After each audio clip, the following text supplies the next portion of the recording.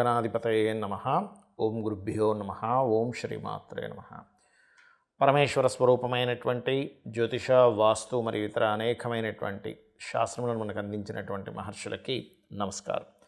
హయగ్రీవ హయగ్రీవ హయగ్రీవేతియోపథేత్తస్య నిస్సరతే వాణి జహ్నుకన్యా ప్రవాహవత్. అరుణాం కరుణాతరంగితాక్షీం ధృతపాశాంకుశపుష్పబాణచాపాం అనిమాదిభిరావృతాం మయూకైః అహమిత్యేవ విభావయే భవానీం. శ్రీమాత్రే నమః. ప్రేక్షకులకి ఆ లలితాంబిక అమ్మవారి యొక్క అనుగ్రహం పరిపూర్ణంగా కలగాలని మనస్ఫూర్తి కోరుకుంటూ మనం ఈరోజు చెప్పుకోవేటువంటి టాపిక్ ఏమిటంటే కుజుడు నీచ పొందబోతున్నాడు. ఎందుకంటే చాలామంది నన్ను అడిగారు, మిథున రాశిలో ఉన్నప్పుడు కొన్ని తొక్కిసలాటలు జరుగుతాయని చెప్పారు కదా. యాజ్ ఇట్ ఈజ్ అలాగే చాలా తొక్కిసలాటలు జరిగాయి. మరి మిథునం నుంచి అంటే ఆల్రెడీ కుజుడు నీచబడి వెనక్కి వచ్చి మిథునంలోకి వచ్చాడు, అలాంటిది మరలా నీచంలోకి వెళ్ళబోతున్నాడు కదా. 3 ఏప్రిల్ నుంచి ఒక 45-50 రోజుల పాటు అక్కడ ఉంటాడు. ఉన్నప్పుడు మరి నీచబడ్డ కుజుడు ఎటువంటి ఫలితాలు ఇస్తున్నాడు అని చాలామంది అడుగుతున్నారు. కాబట్టి దాని మీద నేను వీడియో చేయబోతున్నా. ముందుగానే ఎందుకు చెప్తున్నానంటే ముందుగానే కొన్ని ప్లానింగ్స్ చేసుకుంటారు. అది ఒక్కొక్క లగ్నరీత్యా ఎటువంటి ఫలితాలు ఇస్తుంది, లగ్నం తెలియని వారి రాశి నుంచి చూసుకోండి. అలాగే మరి దేశకాల పరిస్థితులకి మరి జాతకం లేనివారు ఎటువంటి పరిహారాలు, ఎటువంటి జాగ్రత్తలు తీసుకోవాలనేటువంటి విషయాలను ఇప్పుడు నేను మీకు చెప్తాను. అయితే ఈ విషయాలు చెప్తుంది నేనైనప్పటికీ కూడా చెప్పేస్తుంది సాక్షాత్ లలిత అమ్మవారిగా భావిస్తూ ఒక్కొక్క లగ్నం గురించి మనం తెలుసుకుందాం. మీన లగ్నము, మీన రాశి. మీనం వారి కనుక చూసుకున్నట్లయితే కుజుడు 2వ అధిపతి పంచమ స్థానంలో నీచి పొందుతున్నాడు. పంచమ స్థానం అనేటువంటి సంతాన స్థానము, గుర్తుపెట్టుకోండి. అంటే సంతానానికి ఇది అయిపోతుందని నేను చెప్పట్లేదు. సంతానాన్ని పొందే విషయంలోని, సంతానం కోసం ప్లానింగ్ చేసుకునే విషయంలోని పంచమ స్థానంలో ఒక్క సంతానమే కాదండి, ఫ్రెండ్స్ ఉంటారు.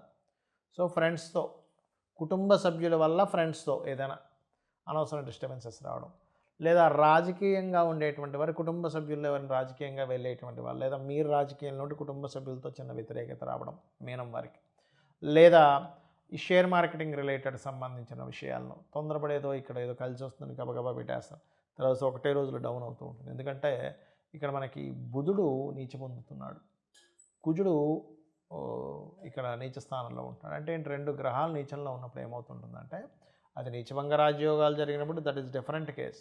కానీ ఏదేమైనప్పటికీ కూడా ఇక్కడ ఈ కుజుడు నీచ పొందుతున్నప్పుడు ఆలోచన విషయంలో, ఎందుకంటే పంచమ స్థానం అనేది ఆలోచన కాబట్టి నిర్ణయాలు తీసుకోవడం, ఆలోచనలు చేయడం, లేదా ప్రేమించిన వారితో విపరీతమైన పెద్ద పెద్ద గొడవలు రావడం ఇట్లాంటిది ఇస్తూ ఉంటుంది. వివాహం పలానా వ్యక్తిని చేసుకుందాం అనుకునేసరికి సప్తమాధిపతి బుధుడు నీచ పొందుతున్నాడు కాబట్టి రాశిలోకి వచ్చి ఆ వ్యక్తితోనే ప్రేమగా ఉండి ఏదో వివాహం అని అనుకునేది కాస్త ఇంకోటి వేరే వేరే ఘర్షణలకు దారితీస్తూ ఉంటుంది కుజుడు నీచ వల్ల. కాబట్టి ఈ యొక్క విషయాల్లో జాగ్రత్తగా ఉన్నాడు. అయితే ఈ కుజుడు నీచంలో ఉన్నప్పుడు నీచభంగ రాజయోగాలు కూడా జరుగుతాయి. చంద్రుడు అక్కడికి వచ్చినప్పుడు ఎప్పుడెప్పుడు అంటే మేషంలోని, కర్కాటకంలోని, తులలోని, కుంభంలో సంచరించేటప్పుడు. అది ఏ రోజుల్లో అంటే మేషంలో అశ్విని, భరణి, కృత్తిక 1వ పాదం ఉంటుంది. ఈ రోజుల్లో చంద్రుడు కుజుడికి చంద్రుడికి పరివర్తనా యోగం అంటారు. ఈ సమయాల్లో సినిమా ఫీల్డ్ వాళ్ళకి ధనపరంగా బాగా కలిసి వస్తుంది, మీనంలో పుడితే కనుక, మీన లగ్నంలో జన్మిస్తే. అలా కాదండి మరి కర్కాటకంలో అంటే కర్కాటకంలో కూడా క్రియేటివ్ ఫీల్డ్ వాళ్ళకి, సినిమా ఫీల్డ్ వాళ్ళకి, ఎనీథింగ్ క్రియేటివ్, ఫ్యాషన్ రిలేటెడ్ వాళ్ళకి కలిసి వస్తుంది. కర్కాటకంలో చంద్రుడు ఎప్పుడు సంచరిస్తాడు? పునర్వసు 3వ పాదము, పుష్యమీ నక్షత్రము మరియు ఆశ్లేష నక్షత్రము సంచరించేటప్పుడు. మరి అష్టమంలో సంచరిస్తాడు చంద్రుడు ఎప్పుడు? సరిగ్గా మీకు నక్షత్రాలు ఆ రోజు ధనిష్ట 3-4 పాదాలు, ధనిష్ట కాదండి, చిత్తా 3-4 పాదాలు, స్వాతి, విశాఖ 1-2-3 పాదాలు తులారాశిలో చంద్రుడు సంచరించేటప్పుడు కూడా అక్కడ యోగాన్ని ఇస్తాడు. ఏదైనా రీసెర్చ్ చేయడం ప్రయోగం వల్ల. ప్రయోగం అంటే ఈ బ్యాడ్ ప్రయోగాలు కాదు, మంచి ల్యాబ్లో ఏదైనా మనం ఏదైనా ఒక రీసెర్చ్ చేస్తున్నప్పుడు. అదేవిధంగా 12లో చంద్రుడు సంచారం అంటే ధనిష్ట 3-4 పాదాలు, శతభిష నక్షత్రము మరియు పూర్వభాద్ర 1-2-3 పాదాల్లో చంద్రుడు సంచరించేటప్పుడు. ఈ యొక్క కుజుడు మరి నీచంలో ఉన్నప్పుడు 12వ స్థానంలో చంద్రుడు సంచరించేటప్పుడు అని చెప్పుకున్నాగా ధనిష్ట 3-4 పాదాలు, శతభిషము, పూర్వభాద్ర నక్షత్రం 1-2-3 పాదాలని. ఈ సమయంలో విదేశాలకు వెళ్ళేటువంటి అంశాల్లో కొంత యోగిస్తాడు అక్కడ. అయితే మీరు నిత్యము చేయవలసిన దేవతారాధన ఏమిటి? గౌరీదేవి యొక్క అష్టోత్తరాలు చదువుకోండి ముఖ్యంగా. అలాగే కుంకుమతో పూజించడం, అమ్మవారిని కావచ్చు, సుబ్రహ్మణ్యేశ్వర స్వామిని కావచ్చు, స్కందుణ్ణి కావచ్చు, నరసింహస్వామిని కావచ్చు, మీ ఇష్టదైవం ఎవరైతే వారిని చేసుకోండి, లేదా మీ ఇష్టదైవానికైనా సరే కుంకుమ పూజ చేసుకోండి. బట్ ఇక్కడ ఏంటంటే కుజుడు పంచమంలో ఉన్నందుకు నిర్ణయాలు తీసుకునేటప్పుడు ఒక డెసిషన్ తీసుకునేటప్పుడు ఏమవుతుందంటే కుజుడు ఫాస్ట్ కారకుడు, తొందరగా ఏదో డెసిషన్ తీసేసుకుంటే అయ్యో ఇలా అయింది ఏంటి అనుకుంటాం. అలాంటివి పొరపాటున చేయకండి. పేపర్ మీద పెట్టి మీ యొక్క డెసిషన్ని రాసుకొని నీట్గా అప్పుడు డెసిషన్ తీసుకోండి. పంచమం ఆలోచన స్థానం కాబట్టి. మరి జన్మజాతకం లేదండి, లగ్నం లేదు, లగ్నం తెలియదు, రాశి తెలియదు, నక్షత్రం తెలియదు, మేమేం చేయాలి? ఎప్పుడైనా సరే జన్మజాతకం లేనప్పుడు సహజ మేషం అంటే మేషం నుంచి చూసేసుకోవాలి. మేషాన్నే లగ్నంగా తీసుకొని 4వ స్థానం మీద కుజుడి యొక్క సంచారం కాబట్టి మీరు ఏదైనా ల్యాండ్స్ తీసుకున్నా, లేదా మీరు ఆర్మీ, పోలీస్ డిపార్ట్మెంటు, సెక్యూరిటీ సర్వీసెస్లో ఉన్నవాళ్ళు కొంత జాగ్రత్తగా ఉండాలి దేశకాల పరిస్థితులు చూసుకుంటే. ఎందుకంటే ఈ కుజుడు ఎప్పుడైతే నీచ స్థానంలోకి వెళ్తాడో వీటి మీద ఎఫెక్ట్ ఇస్తుంటాడు. అదీ కాకుండా ఒక 2 నెలల పాటు శని, రాహువులు కలిసి ఉండి కుజుడు కోణంలో ఉన్నాడు. దీనివల్ల ఏమవుతుంటుందంటే కాస్త ఉద్రిక్తమైనటువంటి వాతావరణం బార్డర్స్లో కావచ్చు, కొన్ని గొడవల విషయంలో కావచ్చు, ఇటువంటివి జరుగుతూ ఉంటాయి. అలా కాకుండా మరొక విషయం ఏంటంటే ఇక్కడ దీంతోపాటు ఏప్రిల్ మాసంలో కొంత పంచగ్రహ కూటమి, షష్టగ్రహ కూటమి కూడా మనకి 12వ స్థానంలో జరుగుతుంది. దానివల్ల కొంతమందికి విదేశీ యోగాలు ఉన్న వాళ్ళకి విదేశీ యోగాలు, రకరకాల యోగాలు ఉన్న వాళ్ళకి రకరకాలు జరుగుతాయి పర్సనల్ చార్ట్లో. కానీ మీకు పర్సనల్ చార్ట్ లేదు అనుకునేటువంటి వారు ప్రధానంగా మీరు తీసుకోవాల్సింది భూములు, గొడవలు, అన్నదమ్ములతో వచ్చేటువంటి వివాదాలు వస్తాయి అనుకునేటువంటి విషయాల పట్ల కాస్త మీరు జాగ్రత్త వహించండి. అలాగే మరొక విషయం ఏంటంటే ఇక్కడ ఈ భూముల్లో ఒక్కోసారి తెలియకుండానే దోషం ఉంటుంది. అంటే ల్యాండ్ కట్ అవ్వడం కానీ, పెరగడం కానీ, అలాంటి వాటికి కన్స్ట్రక్షన్ స్టార్ట్ చేయడం అలాంటివి చేయకండి. ఎందుకంటే భూమికి సంబంధించిన కారకుడు కుజ అంటే భూమికి పుత్రుడు, భూపుత్రుడు అంటారు కుజుడిని. అప్పుడు ఏమవుతుంది, భూ సంబంధించిన మనం ఏదైనా దోష సంబంధించిన ప్రారంభించినప్పుడు ఇబ్బంది ఇస్తుంది. అలాగే కొన్ని మెషినరీస్ కొంటుంటారు కొంతమంది, మెషినరీస్ రిలేటెడ్ సంబంధించిన విషయంలో ఇబ్బందులు రావడం ఇట్లాంటివి ఏర్పడుతుంటాయి. ఆ కారణంగా ఒక దేశానికి ఇంకో దేశానికి ఏదైనా ఇబ్బందులు రావడం అంటే దేశపరంగా తీసుకుంటే అట్లాంటివి వస్తూ ఉంటాయి.